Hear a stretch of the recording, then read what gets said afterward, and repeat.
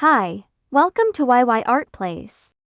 Today in this video I'll show you step by step how to draw Benjamin Clawhauser as Donut from Zootopia. If you enjoy this video, please hit that thumbs up button and subscribe to the channel and also drop a comment below suggesting, let's get started.